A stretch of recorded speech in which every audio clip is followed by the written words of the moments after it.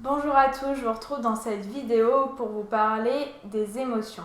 Ce sera la troisième et la dernière vidéo sur ce sujet. Commençons tout de suite par la représentation sociale des émotions. C'est pas toujours bien vu d'exprimer ses émotions dans notre société.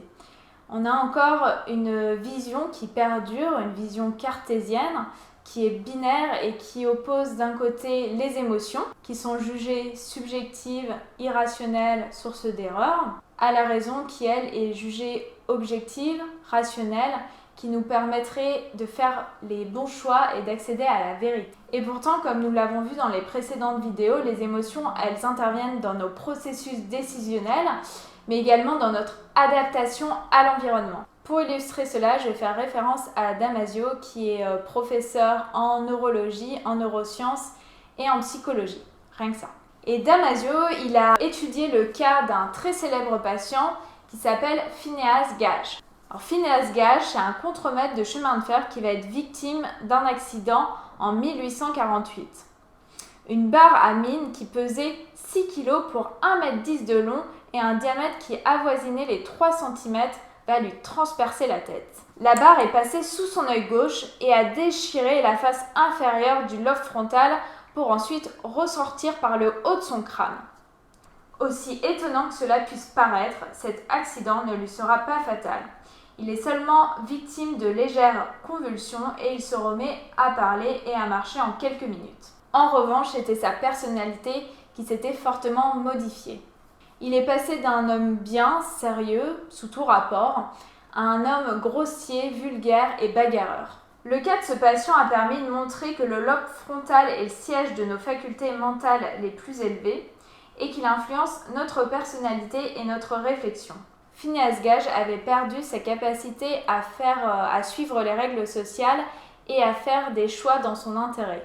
Son cerveau ne faisait plus le lien entre raison et émotion. Donc une lésion du cortex préfrontal et particulièrement la partie ventromédiane a deux conséquences. Une difficulté à prendre des décisions et un déficit émotionnel. Donc là on voit bien que l'émotion et le décisionnel sont très liés. Enfin, une deuxième partie que j'aimerais aborder, c'est la course au bonheur dans notre société.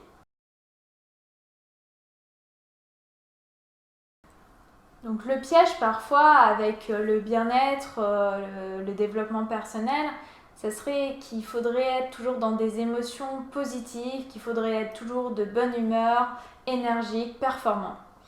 Et du coup, ça peut être mal perçu de montrer qu'on est triste, qu'on est en colère, qu'on n'a pas d'énergie, qu'on a envie de rien faire. Or, ce qu'il faut comprendre, c'est qu'il n'y a pas de hiérarchie entre les émotions. Il n'y a pas de bonnes et de mauvaises émotions. Elles sont toutes bonnes à ressentir.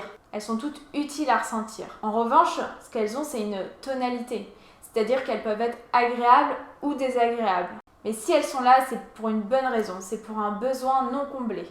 Prenons l'exemple de la colère. La colère, dans le milieu du bien-être, ça peut être considéré comme une mauvaise émotion qu'il faut bannir. Or, je pense que l'émotion de la colère, c'est une émotion saine si on apprend à comprendre le besoin qui se cache derrière. Par exemple, si je suis en colère face à une injustice, ça peut me pousser à agir. Ça peut par exemple me pousser à m'investir, m'engager dans une association pour rétablir cette justice. Donc la colère est également une bonne émotion. Et selon moi, le vrai courage, ça serait vraiment d'accueillir ces émotions, de les comprendre et de faire des choix avec elles, de les prendre en compte dans nos décisions, de leur accorder une véritable importance. Car si on se coupe de ces émotions, qu'on en rejette certaines, au final on ne les affronte pas, on ne les surmonte pas vraiment. Et enfin, j'aimerais terminer sur les émotions dans l'éducation et en fonction du genre. Désormais, de plus en plus de professionnels de la petite enfance et de plus en plus de parents aussi s'intéressent à ces différentes méthodes, que ce soit des méthodes corporelles ou verbales de communication, donc en passant par le yoga, la méditation, la communication bienveillante, pour favoriser chez l'enfant ces différentes compétences émotionnelles. Toutefois, encore aujourd'hui, en fonction de notre sexe, des émotions sont plus facilement acceptées que d'autres. Alors, dans cette partie, je vais faire des généralités, mais néanmoins, il me semble que c'est encore ce qu'on peut observer dans la société. Les hommes dans la société, et du coup, par conséquent, les petits garçons, ils sont pas ou peu encouragés à exprimer leurs émotions, ou du moins certaines émotions. Par exemple, on acceptera difficilement qu'un petit garçon montre sa peur ou sa tristesse. Et s'il les exprime, il risque de se recevoir des jugements. En revanche, il pourra plus facilement montrer sa colère. Car oui, c'est bien connu, un petit garçon, ça ne pleure pas, ça n'a pas peur. Et c'est beaucoup en colère parce que ça, c'est viril. Mais on peut donc imaginer que certaines tensions qui sont liées à des peurs, à de la tristesse, peuvent s'accumuler et ressortir sous forme de colère. Car la colère, c'est une réaction de défense qui masque des angoisses, mais également certaines peurs, certains besoins qui ne sont pas comblés. En revanche, on acceptera mieux qu'une petite fille montre ses émotions. Et c'est même plutôt encouragé. Par contre, elle ne devra pas trop se mettre en colère parce que ça fait un peu hystérique quand même. Donc on arrive à attribuer un genre aux émotions et ça varie aussi selon les époques, les cultures. Mais ce qu'on constate, c'est qu'on attribue les émotions sèches et chaudes au masculin, c'est-à-dire la fureur, la colère, la haine, et les émotions froides et humides au féminin. Donc, c'est-à-dire la modestie, la compassion, la tristesse. Et comme on l'a vu au début de la vidéo, on a encore une pensée dualiste, cartésienne, qui oppose les émotions à la raison.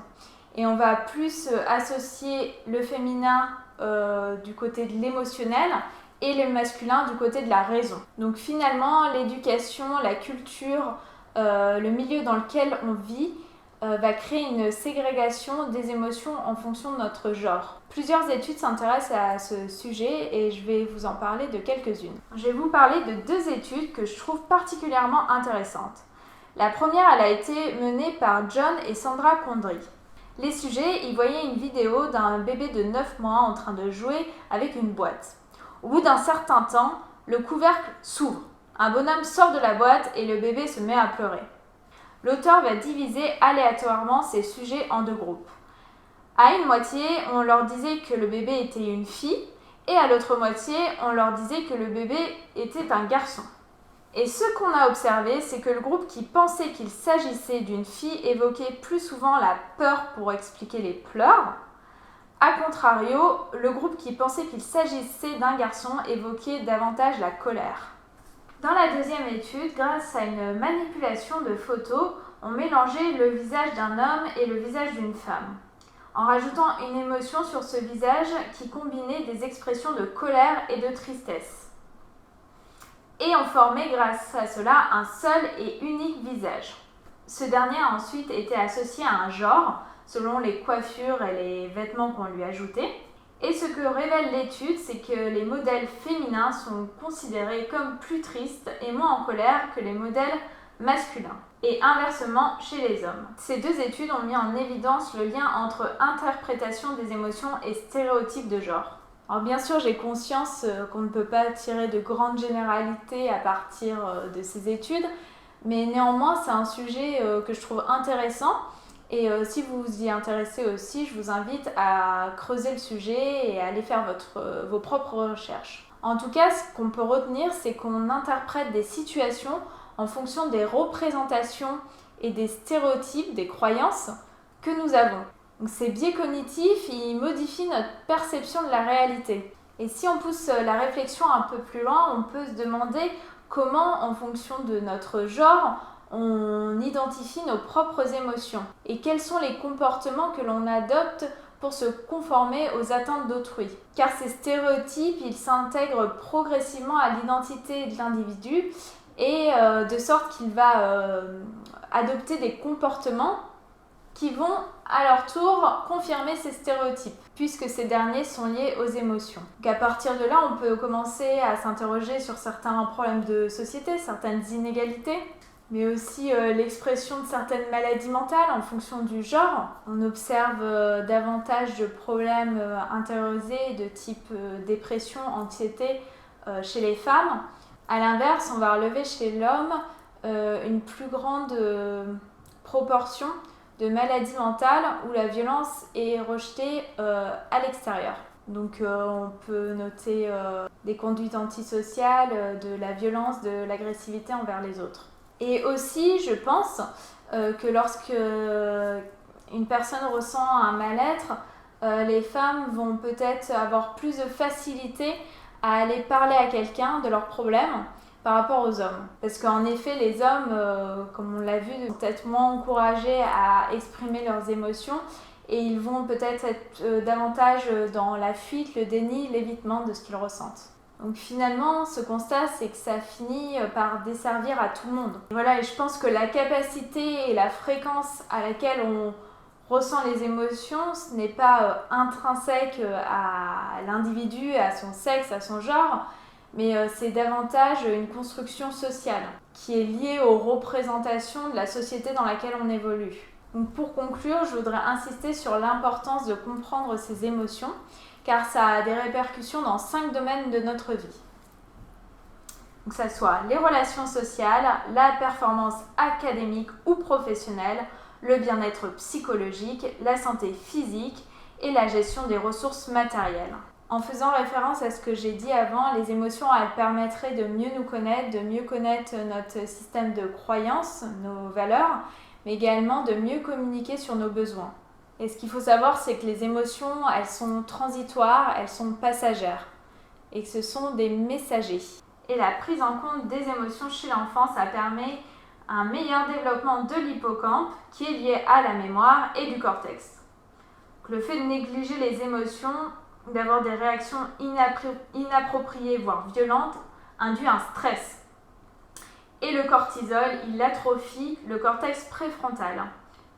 Et cette partie du cerveau, elle est impliquée dans l'empathie, la gestion des émotions, le raisonnement, l'esprit critique, la prise de décision, le sens éthique et moral. Ce que je trouverais super intéressant dans les années à venir, c'est vraiment de cultiver cette intelligence émotionnelle. Je pense qu'on pourrait gagner en empathie et en bienveillance si on faisait tout ce travail sur nous-mêmes. Et en liberté aussi. La liberté d'apprendre à vivre et à exprimer toute cette gamme d'émotions. Même si bien sûr, c'est pas la solution à tous les problèmes. Je ferai une prochaine vidéo sur les besoins. En attendant, je vais finir cette vidéo ici. Si tu as aimé, n'hésite pas à mettre un j'aime, à t'abonner à la chaîne ou à commenter et je te dis à très bientôt.